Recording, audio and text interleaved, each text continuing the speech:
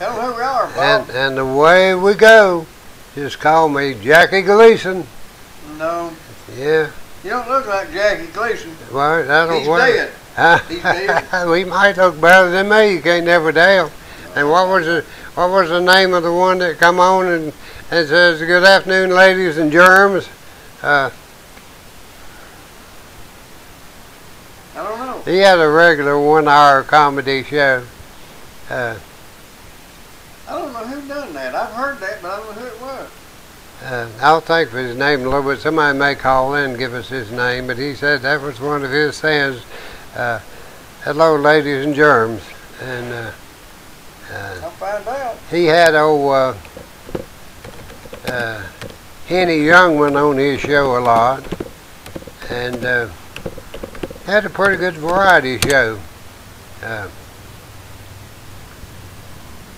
So yeah, we'll look it up and see exactly who it was that said, "Hello, ladies and germs." Well, we want to welcome you to UGG TV tonight.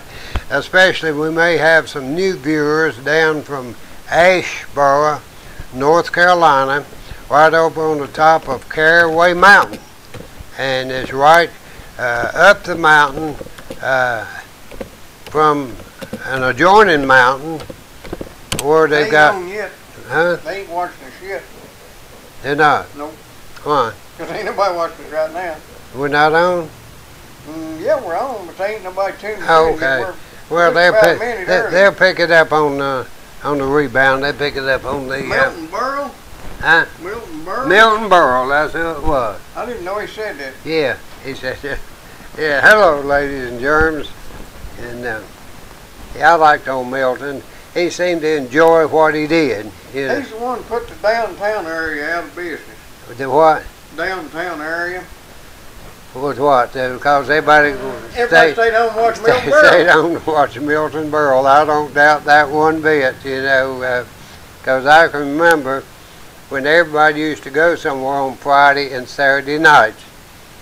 And when television came, the only place, if you didn't have one that you went to, was your neighbor's house where they had one.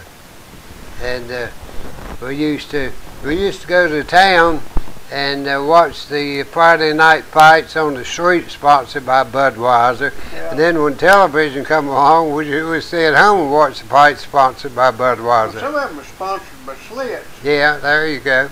And did I ever tell you about this old guy, you know? Riley, you remember Life Riley? Yeah. He was at PBR. Yeah. Him. I ran this bar, and in North Carolina, the bartender could not drink. Up here, the bartender can drink. Did you know that legally? I didn't know there was any difference. Yeah, bartender. It won't last long if you get drunk. Yeah, I know that, but the bartender can drink. In North Carolina, he better not have beer or liquor on his breath, or they'll close you down. And also, if you serve somebody that's intoxicated, they'll close you down too if they walk in and you serve somebody that was intoxicated. So I had this old drunk come in one night, and he was polluted, and he got up on the stool and he sat there and he kind of about fell off the stool and his head would go down and hit the counter. And I finally said, I was tending bar that night. I said, "What do you want?" He says, "Give me a Budweiser." I said, "Man, you too drunk to have a Budweiser." He says, "Huh?" I said, "You too drunk to have a Budweiser." He says, "Well, give me the slip." Well, I'll tell you what I did with him. And you know, this is probably true. This is just the way I am. I told one of the guys there that worked for me, I said, "Would you take him up there and put him in a room?" Did you sew the horse out? You had to turn the donkey out. I said, "You take him up. I'll tell you, I think it's room 12, I believe." I said, "Take him up there and put him in room 12. I said, "And take a 6-pack up there and leave it with him." I said, "He'll either sober up or he get drunker and pass out." So they carried him up there and put him in room 12. Now, I'll be honest with you, I don't really remember what happened then. You know, I'm sure I collected off of him the next day because he was just a a well-known person, you know, and so. He was kind of like the drunk on Mayberry. Yeah. What's his name? Otis. Otis Campbell. Yeah, Otis Campbell. Yeah. One of them Campbell boys. Right. Well, you know who Andy named him after, don't you? Why they come up with Andy's first manager's name was Orville Campbell. Okay, and so he named him Otis Campbell after Orville Campbell, his first manager. And I knew Orville real well, and so that's what. Did you know Wilbur pretty good? Who? Wilbur. Wilbur who? Orville's brother. No, he flew off somewhere. Well, he's over around Kitty Hawk there for a while. He flew off somewhere. Well, you know, that's where they buried Andy Griffith, was down at Kitty Hawk. Yeah. Yeah. He loved that area. See, when he graduated from college, he took a job playing Sir Walter Raleigh at a outdoor drama down there called The Lost Colony. And I believe he probably, let's see now, Andy was, what, 86 when he died? Something like that. Okay. So I believe he played the part of Sir Walter Raleigh for about 8 or 10 years. And then he came back to graduate school at the University of North Carolina. And, well, did he ever meet Hiawatha? Not Hiawatha, Pocahontas? no, Pocahontas was not of a Croatan nation. No, and she died Yeah. 200 years before that. Not 200 years before No, Sir no, Walter no, Raleigh. no, She died she 200 years after, maybe. No, no. She was associated with Jamestown. Yeah, but see, the Sir Walter Raleigh put a colony on the Outer Roanoke. Banks before Jamestown, and they all disappeared. I guess that's right. Yeah. Wasn't that much spread. That was, well, Pocahontas, let's see here, Pocahontas. We'll figure out when she died. Well, look up the Lost Colony, too. Okay. So, I believe I'm right in my I chronology believe there. They ain't no 200 years. They may be. No, there's no 200 years in between it because Sir Walter Raleigh was, I think, late 1500s or real early 1600s, and Jamestown was 1600 and something.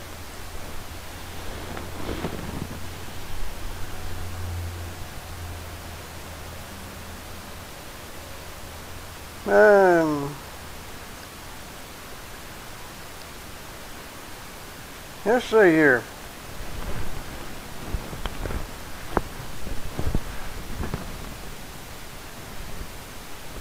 I don't like to look at that. That ain't the right place. You'd think it'd be easier to find something about Pocahontas. All they want to do here is tell me about the movie.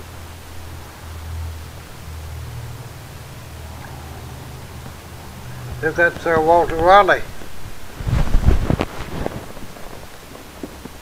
That's Pocahontas probably saw white men.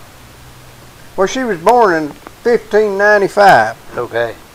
Okay, now we're going to go to Roanoke Colony.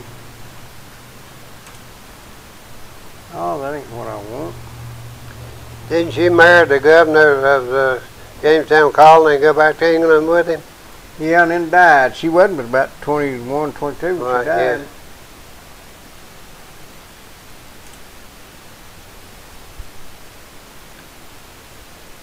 Roanoke Colony was founded in 1585. So that's 10 years before she was born. Yeah, 1585 and 1595, yeah. Yeah, 10 years before she was born. I was thinking about the time frame. I was thinking about when Blackbeard was over there ranging around. Right. That was in the He was early in the 1700s. Yeah. 1700s, yeah. 1700s, the early 1800s, yeah. And so you've been over in that area, haven't you? Yes, sir. You've been to Bayboro, where Blackbeard hung out. I've been there to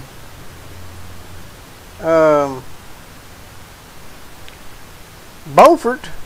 No, you need to go down to Little Washington, North Carolina. I've been there. Okay, then go on out in the Sound there to Bayboro, and that's where Blackbeard would go out and raid these ships, and he'd come back and live in town. In fact, I'm not sure whether he was a member of the city council or what.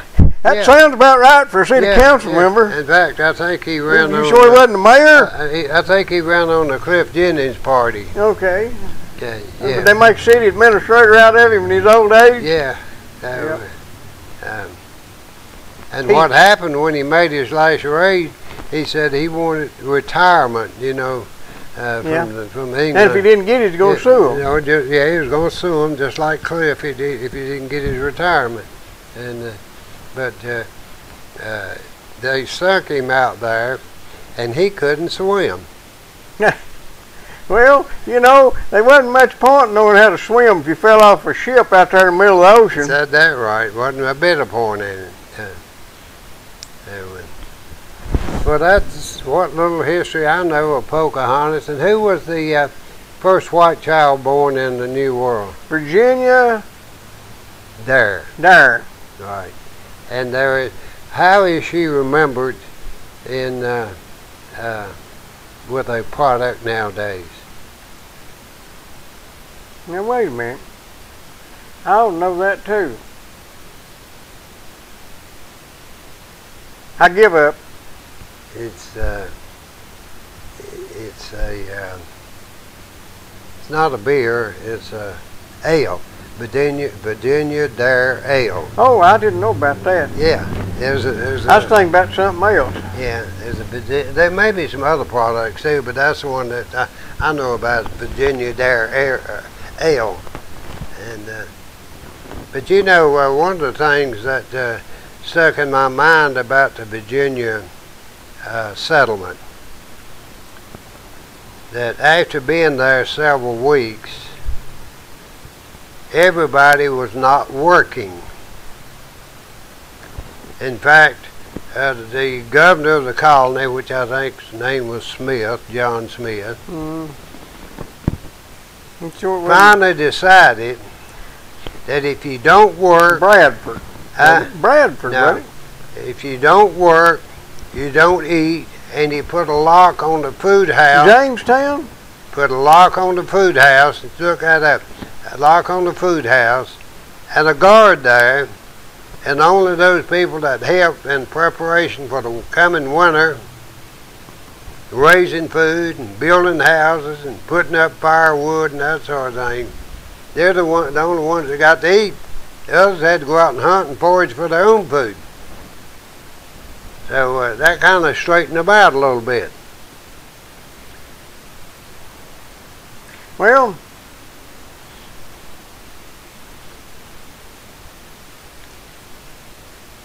they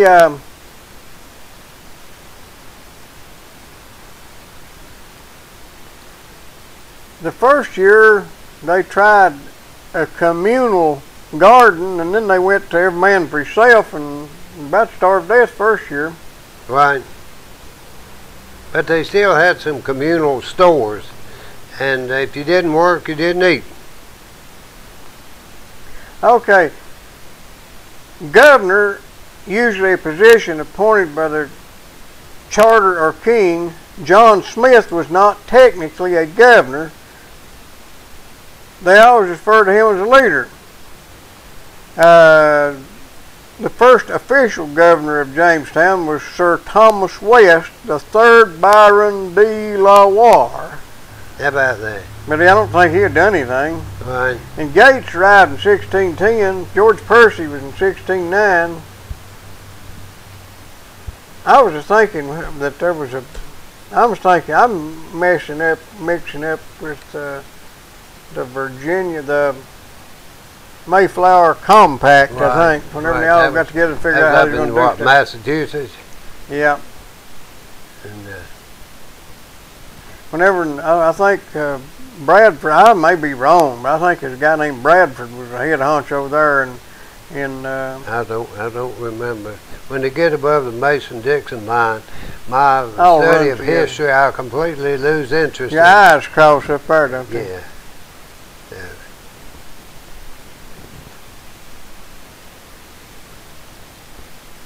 But it is interesting to note that the Civil War began at Fort Moultrie down in Sumter, South Carolina, and I believe there was a Lieutenant Anderson that was involved in the first skirmish. Then the first real battle of the war up at Bull's Run occurred on a fellow's farm whose name happened to be Anderson. And he was afraid that the Union and the Confederate forces were going to fight back and forth across his farm for the duration of the war. So he picked up and moved. And he moved over to Appomattox, where the war ended. Yeah. And so the war began on this fellow's farm, and it ended on his farm over in Appomattox. I've been to both places. You ever been to Andersonville Prison? No. You know, they had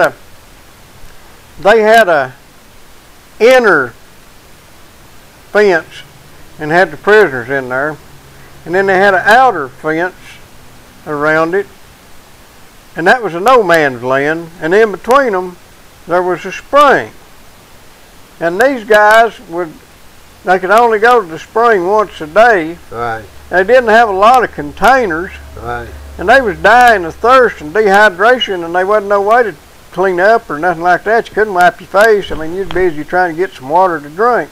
Right. And they got together and had a prayer meeting. Right. And there was a spring broke out inside the inner fence. They called it Providence Spring, and it saved them guys from dying of thirst. Still there? Yeah, I'm drunk out of it. They got a sign that says not to. Hey, but where's it is. Andersonville prison? It's out from Plains, Georgia. From where? Out from Plains. Plains. Out from Jimmy Carter land. I've been right in there. I don't know why I didn't go to Andersonville prison. That's Anderson, South Carolina. Let's see where it's at. No, I don't remember. Because Anderson, South Carolina is southeast a little bit from Greenville, South Carolina.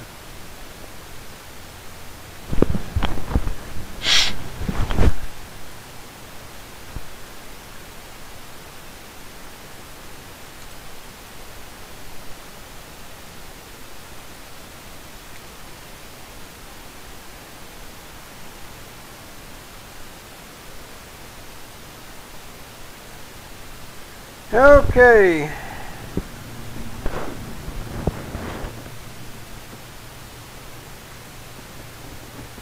It's in Macon and Sumter counties. It's Americus is what I was. It's near Andersonville and Americus. Americus. Yeah, I know where it is. Yeah. Americus is one I was trying to think of. This park is 514 acres. It was built in 1864. It's part of the National Park System.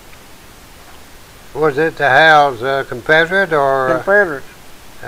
Prisoners? Yeah.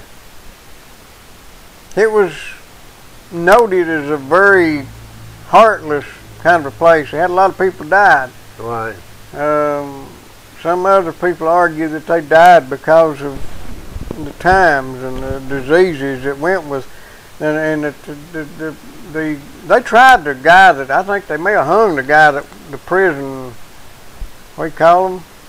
The warden. Yeah, I think they may have hung the general that was over the warden. I mean, the warden that was over the general who was the warden over the prison. Let's see here. It says there are approximately 45,000 Union prisoners held at the Camp Sumter during the war. 12,913 died due to starvation, malnutrition. Those Union prisoners? Yep. Okay, but it was a Confederate prison for Union soldiers. Yeah. Okay. Now, whenever they liberated these guys, they packed them on ships and river boats and sent them up the river. One of them was overloaded and it blowed up over. They had a, I don't know whether it sunk or whether they had a boiler explosion, but it sunk there up above Memphis, up maybe off of Kentucky, and drowned a whole bunch of them. They just got out of prison and got enough life in them to go home, and they overloaded the ship going home and killed the rest of them. Yeah, well, that's about par for the course. That was the government operation, wasn't it? Yeah. Okay. It's about par. Look, let me ask, did you read what the government's answer is to the crime and violence in Chicago? Redefine crime? Huh? Redefine crime? No. They've got it fixed up. They know how to take care of all the shootings and the killings up there. They are passing a special tax on bullets. Yeah. Did you hear about that? Yeah. Yeah, they're going to tax bullets. They think that will cut down on the rate of crime and violence. And, well, I guess it works kind of like gasoline prices, you know. Less people driving, less people going to get run over and have wrecks, I reckon. So I guess it works about the same way, you know. And we figure, you know, rather than 13 people dying each weekend in Chicago, it probably will cause only 12 people to die, you know. Of course, that's 1/13, you know, that's a start. Is that some of the prisoners there that survived? Yeah, survived. There ain't nothing there but skin and bones. Right. Yeah, they ought to hung him, you know. Because those wasn't nothing but kids, most of them, they were kids when they went in there, you know. And so I don't care which side it was, the Southern or the Yankees. You don't be inhuman to humans. And let me tell you something that somebody might want to. That there works. Yeah. On November 10th, 1865, they hung that guy. They did. Yep. Well, that's good. They sure did. He was the only. What was his name? Works, W-I-R-T-Z. W-I-R-T-Z. He was the only Confederate official to be tried and convicted of war crimes. Right. Well, he said here he presented evidence that he pleaded to Confederate authorities to try to get more food and try to improve the conditions for the. He could have quit and gone home anytime he wanted to, I guess. Took his lumps, Right. but it wasn't. He wasn't more to blame than the rest of them. He did not turn his monthly paycheck down. Well, I guess he's afraid he'd get shot for desertion, but. Right. Well, you know, he's kind of twixt in between, you know, and I'd have turned them boys loose is what I would have done if I couldn't get any food for them. And but somebody that picks up this show might want to give me a little help on the problem I've got. You know, I had a duck with a broken leg. Yeah, how's the duck doing? The leg has mended perfectly. The duck can do what ducks can do. He can walk, he can swim, and he don't have enough wings yet to fly, but he will be able to fly. Now, when I reintroduced him to his flock, the mama duck rejected him and tried to peck him to death. So I put him up in a little fence where they could get used to him being around there for a day or two. I turned him out, same thing. She'd jump in and peck him. So I put her up for a day or two and let the ducks kind of mill around where she was. When I let her out, still tried to peck him to death. So I got my ducky worky up here in this little fence. And I meant to catch another one to bring down here with him to keep him company. Now the baby ducks, his age, they all get along real good, you know. But the mama duck, I mean, he had places where she pulled the feathers out of his back trying to peck him to death. So I don't know why she did that, but somebody said that was normal for ducks. Yeah, they make a salve you can put on there and they will keep them from pecking them. Well, maybe. I don't know. It's not like this is a vicious type peck, you know what I mean? It's grab him by the rear end, pull the feathers out, get him down, peck him.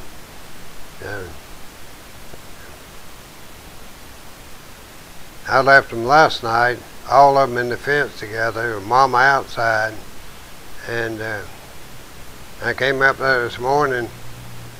I let her out, and she went straight for him, you know. And, so I brought him down here. If he gets big enough, we'll have duck for dinner.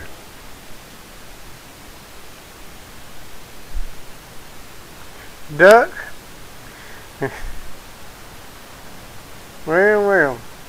You know, we're talking about the Civil War and some of the things that occurred. Let me read you something. Okay. This is after a whole bunch of stuff goes on. And suddenly there came a thunderous, deafening roar. From men who knew the sound all too well, it was said to be like the explosion of 1,000 cannon. It was so powerful that the weaker men standing near the west wall were thrown to the ground. Then from the heart of the deep blue cloud came a great blinding flash, followed nearly immediately by a searing bolt of blinding white lightning. It too exploded from the sky, violently striking the earth just within the stockade at a notorious point known as a deadline, beyond which no prisoner could pass without being shot. At the place where the lightning struck, there was another tremendous explosion, and a stunning eruption of earth and steam filled the air. Instantly, torrents of fresh water gushed from the blast, broken ground pouring forth and coursing into the prison. The awesome water was cool and clean, and its flow was to become a permanent thing. How about that? How about that? You know, I have a 18 and 51 Springfield muzzle loading rifle that was carried in the Civil War by a Confederate soldier. Now, he got this rifle. He probably had some connection with the United States Army before he went with the Confederates, you know, because it was a United States Army rifle that he had. But they said that was very, very common for the Confederate soldiers to carry the U.S. government. You took what you had.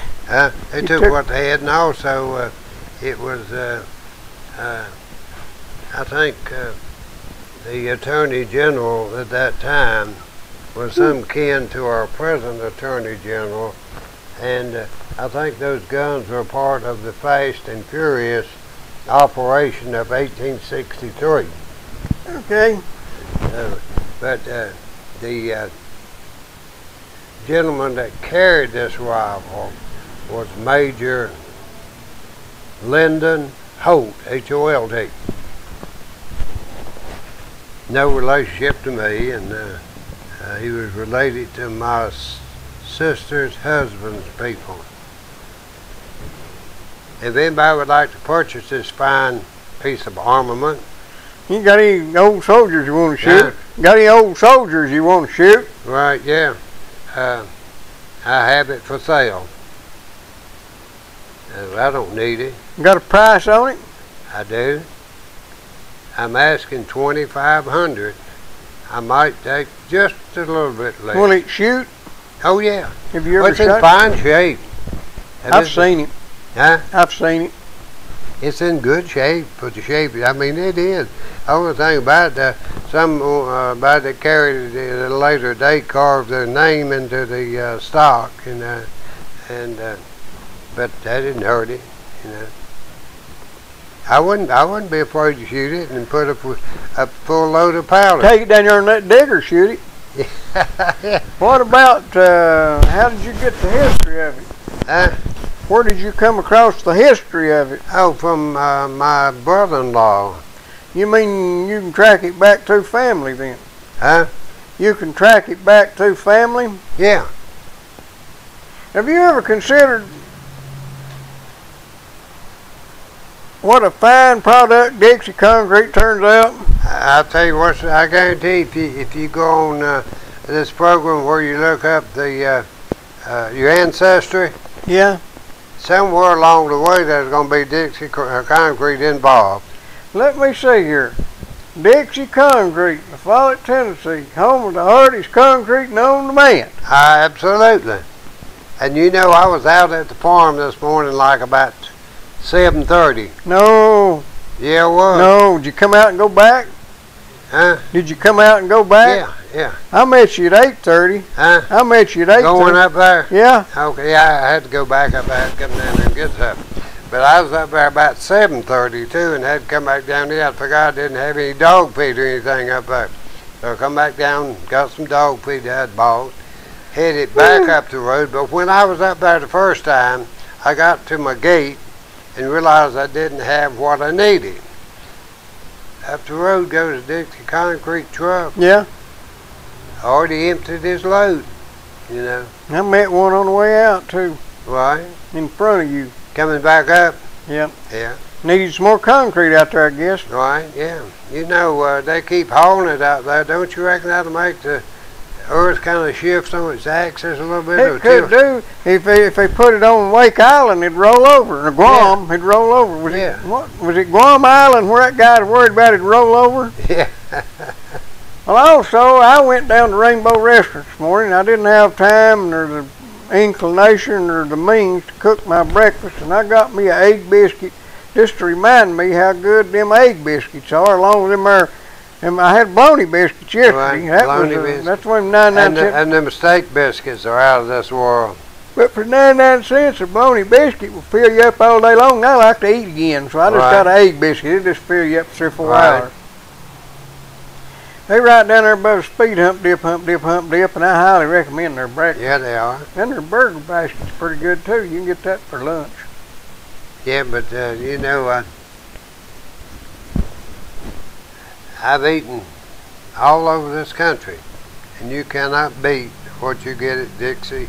I mean, at the Rainbow Restaurant, price-wise, taste-wise, you know, just and service. You can't beat their service. Yeah, they're good.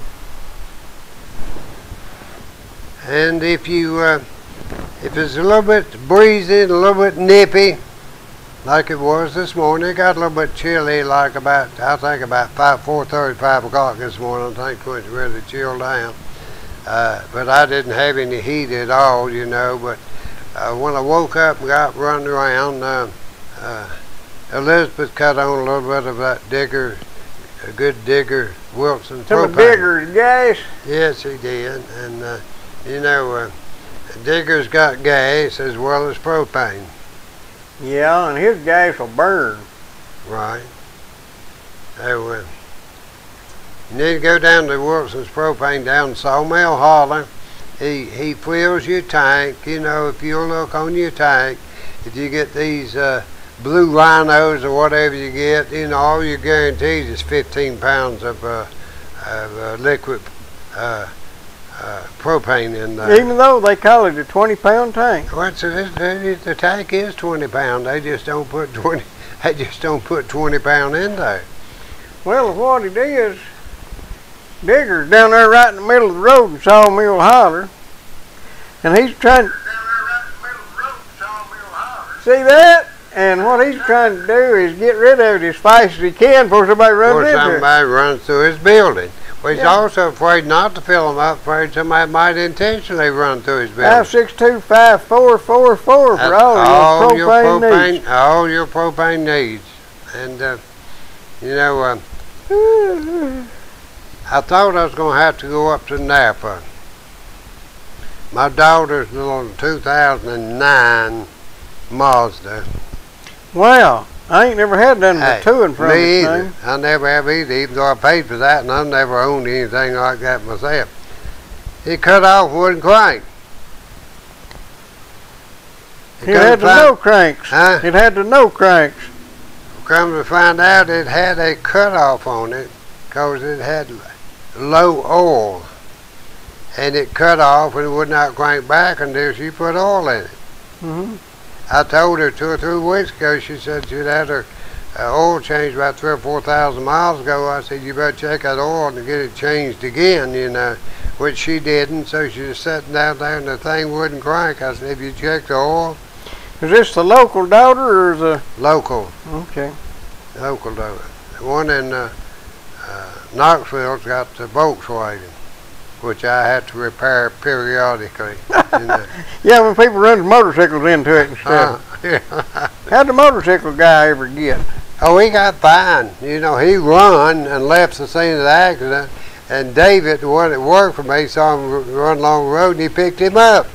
And when he told him what happened, David put him back out. he wouldn't haul him away from the scene of the accident.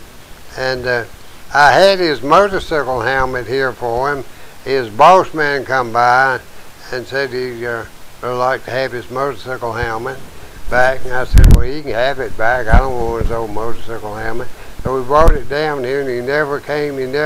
So finally we set it out. We was going to sell it. And somebody stole it. So maybe he come by and stole his own motorcycle helmet. I don't know. Well, that sounds like my kind of a guy. Anything else going on? Don't you think of the debate last night?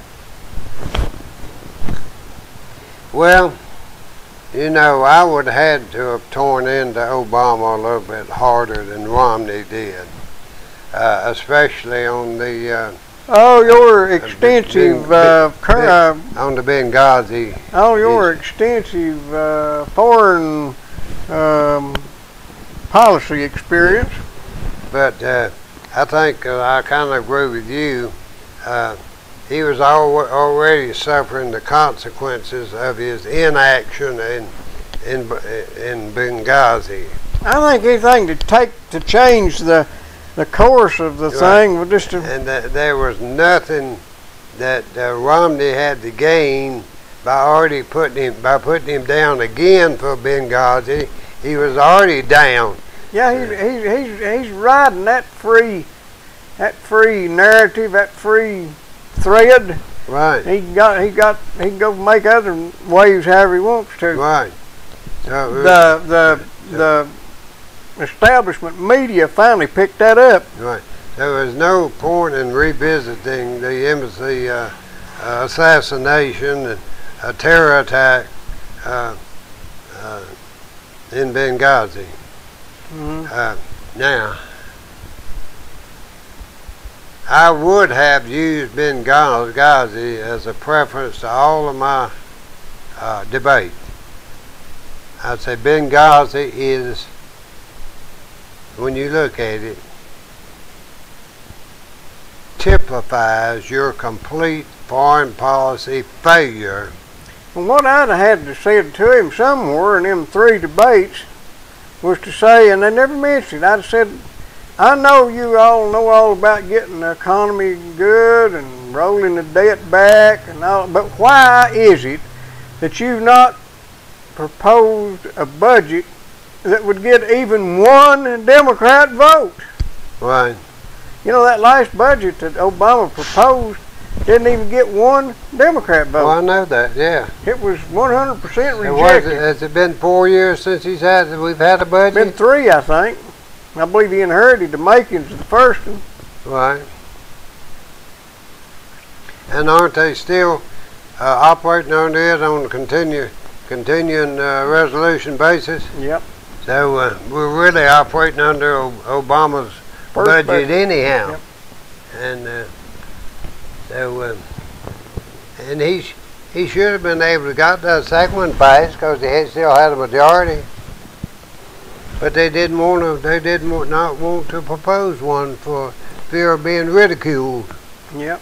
Well, you know, he come out with one last spring and presented it to the to Congress and didn't even get a single Democrat vote. No Republicans, but not even a Democrat vote.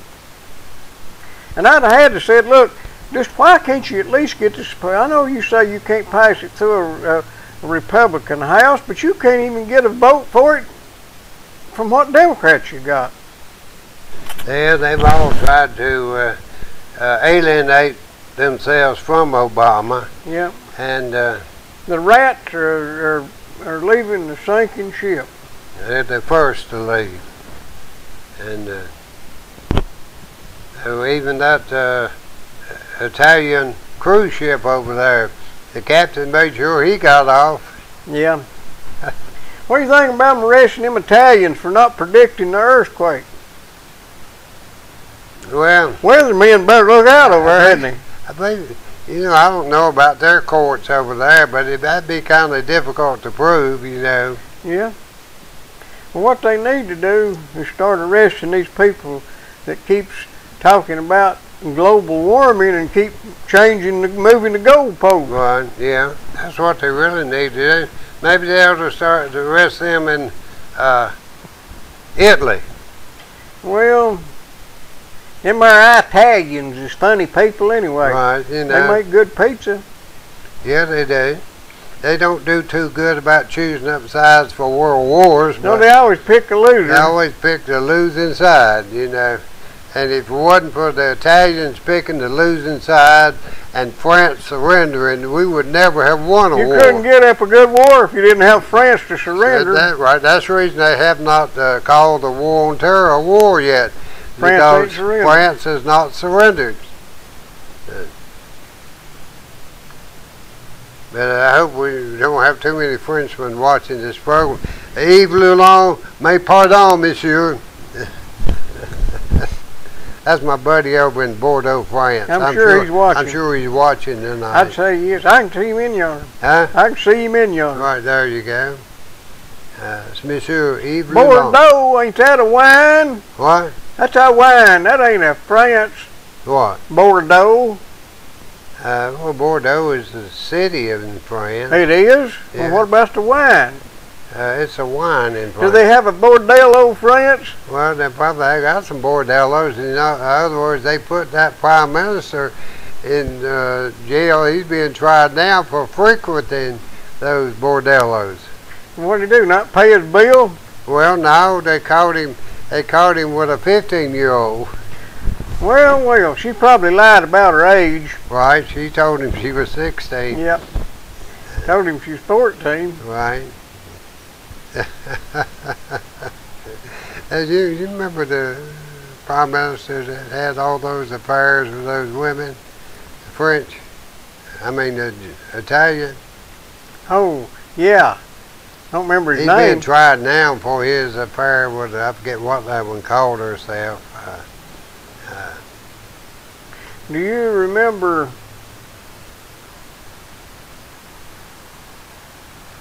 what was that guy's name? He was the Speaker of the House. Hay? Huh? Wasn't Hay, was it? The guy that was the Speaker of the House, he's a Democrat, back in, after Johnson, he was, they caught him down there somewhere with a stripper. What was his name? Spitzer. No, Who? wasn't Spitzer. No, you're talking about that's recent. Yeah. I'm talking about back 40-something years ago. He's not the one that ran his car into the tidal pool, is he? I think so. Yeah, okay. I'll think of his name in just a minute. Fanny something was his girlfriend. Fanny Fox? Fanny something. Wait a minute, about had it. What was that guy's name?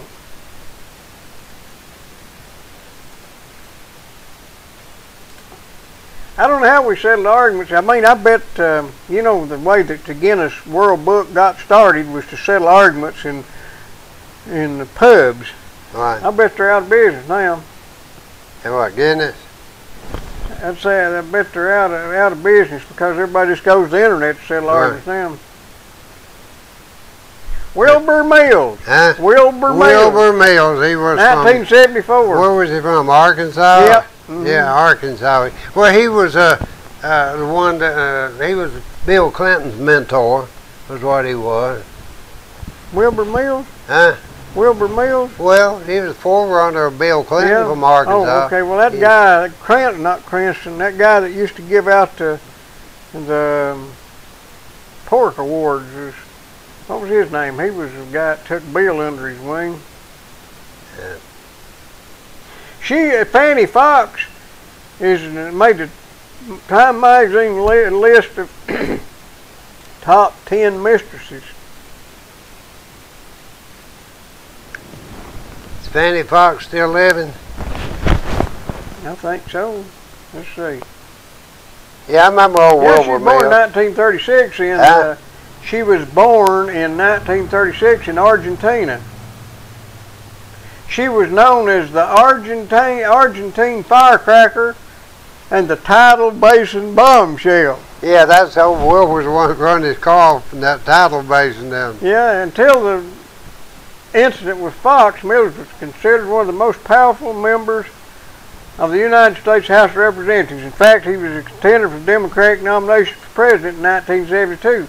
Around that time period, Mills was having an affair with Fox, a local stripper. On October 7th, 1974, Right. the two of them had been drinking and were driving near the tidal basin in Washington, D.C. at around 2 a.m. Right.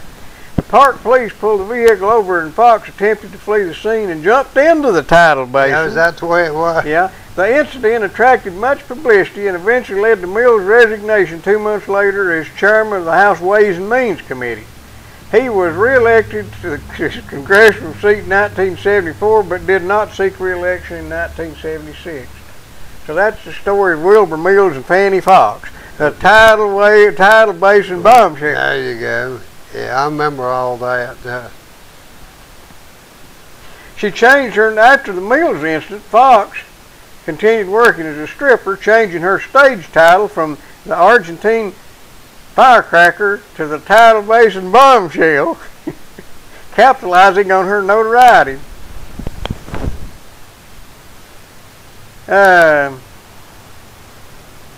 She upped her fee for a 2-week stint from $3,500 to $15,000 a week. I mean, they could throw me in the tidal basin for $15,000 a week. I'd jump in once a week. Is that right? Even if it gets colder than this, I would. The old Fanny Fox. I remember Fanny. Sure do.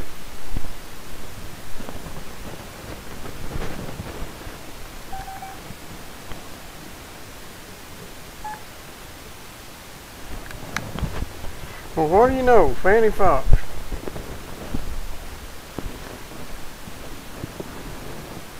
She published a book called The Stripper and the Congressman and eventually returned to Argentina. You know, Argentina was an up-and-coming place back before they went socialist back in about the 1930s or something.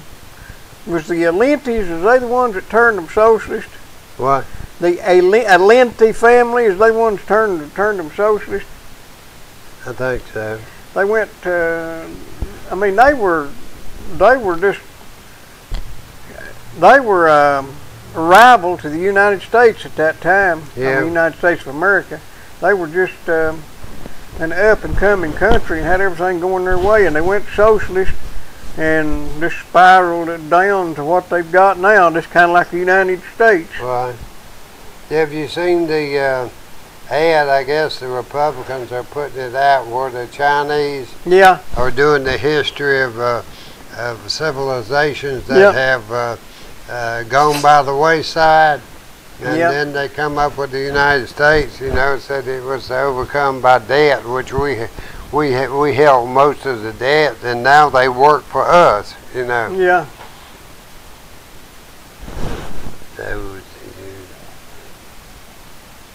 Well, we're about, let's see, the second part of Atlas Shrugged, probably released this weekend, I'm not sure. I want to see that. Yeah, see what they've done to that fine book. And I watched the first part, it's pretty good. What? It's going to be 3 parts, yeah. I would like to say that you went where to get some oil? What? Where'd you go get the oil for that car? Well, she didn't feel like driving up to North Dakota, so she went up to Napa. You mean right up here across from IGA? IGA got some of that good Napa premium motor oil. Now she's good for probably another 3,000 miles, you know. Well, that's pretty good. But whatever you need at Napa, if they don't have it, they have access to over a 250,000 automobile parts. That's modern automobile parts. They probably got a lot of parts for antiques too. They probably could come up with another 250,000 for other items, you know. And I saw a good-looking Studebaker truck going down the road today. It was original. What color? Red. Red? They didn't make no red Studebaker trucks. Well, when I say it was original as far as the body style, now the paint wasn't original, but that's the only thing they made was black and green. I think it might have made a light colored beige or something. I'd like to see one of them there presidents. Studebaker president. Right, automobile. Yeah. They made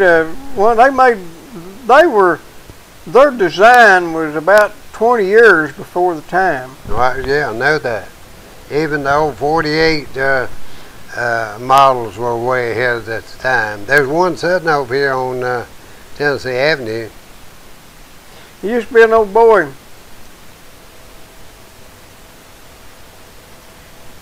Can't think of his first name. He's Bowman.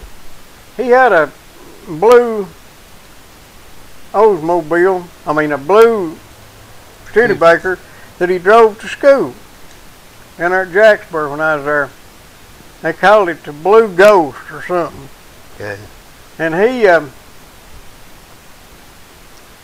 didn't have no reverse.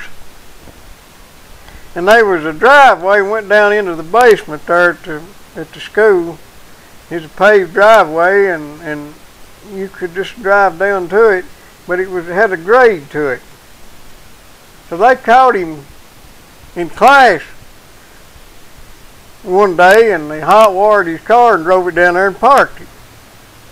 And then when the bell rung, he went out and he finally found his car, but he couldn't get out because he didn't have no reverse. So what he had to do, he got him a rock and he'd push it, and then he'd scotch it. And then he'd rest, and then he'd push it, and he'd scotch it. I think he got home about dark. There was another time down there when Mrs. Agee, one of the finest people that ever drawed a breath and became a school teacher, she had a little old short car of some kind. I don't remember what it was. It may have been a Falcon or something, but it was one. It may have been a Corvair, but I don't think so. I don't remember what it was, but it was a shorter car. And the football coach and the football players drove it in, opened the doors and drove it up the hallway one evening, and then they all picked it up and turned it sideways. So it was sitting crossways with the hall, and there wasn't room to get it out of there. Right. And she had to, after she had her fit and couldn't figure out how to get home, they finally turned her car back around and helped her get it out. Right. About like we had a friend that we were at the baseball games. I always had baseball games at our high school during on the weekends. You know, the different companies had teams, and the Railway Express had one, the Southern Railway had one, the trucking companies. Everybody had a baseball team, and they'd play at these different schools on the weekends. Well, I had a friend, I still have a friend, Sam's still living. I think Sam is probably 112. about 94 years old now. And he owned an American Bantam automobile. You might want to look that up and get a little picture. It's an American Bantam automobile. Well, the high school had about 10 or 11 steps going up into the front of the school, which there was double doors, and then you went through another set of doors and you were in the auditorium. So they knocked it out of gear, it was a little old straight gear, and pushed it up the steps and in the building, down the auditorium hallway around, and they had a stage there with steps on. It had steps on. Well, that wasn't the one there. That's a 1930. Yeah, this was about a 1940 something model. That's a pretty good looking car there. Yeah, it wasn't bad. That's the hell not it. Now that was a bad it right there. That's close to it. Is it convertible? Yeah, it was convertible. I'd like to have one of them. I never heard of them, but I'd like to have one of them. All right, and they had steps going up on either side of the stage, so they pushed it up the steps and parked it on the stage. And they were laughing about Sam and his automobile being in there parked on the stage. Well, Sam goes in there and he puts his key in the switch. He drives it back down the steps. It went right back down the steps. He got down there and he up and back and got it turned, drove it back up the auditorium and out the front doors and down the front steps. It just made a perfect little car to go up and down those steps in.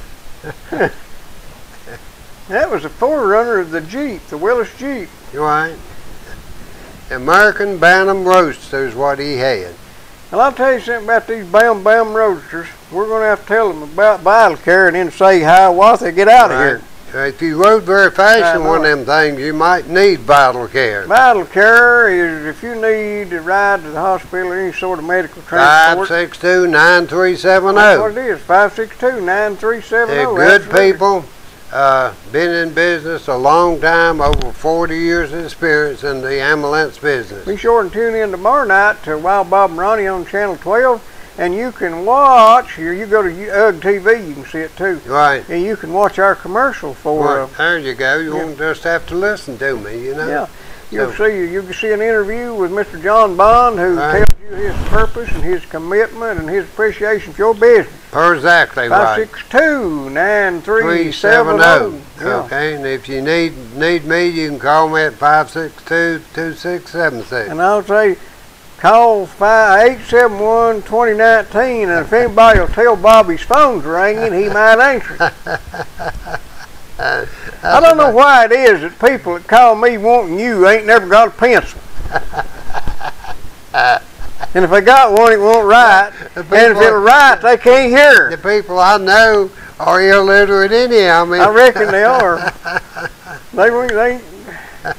You got to tell them 4 or 5 times. They'll say, well, what's Bob's number? 871-2019. Okay, let me write it down. What was his number? 871-2019. Okay, let me get a pencil. Okay, what was it? It's 871-2019. Oh, my pencil won't write.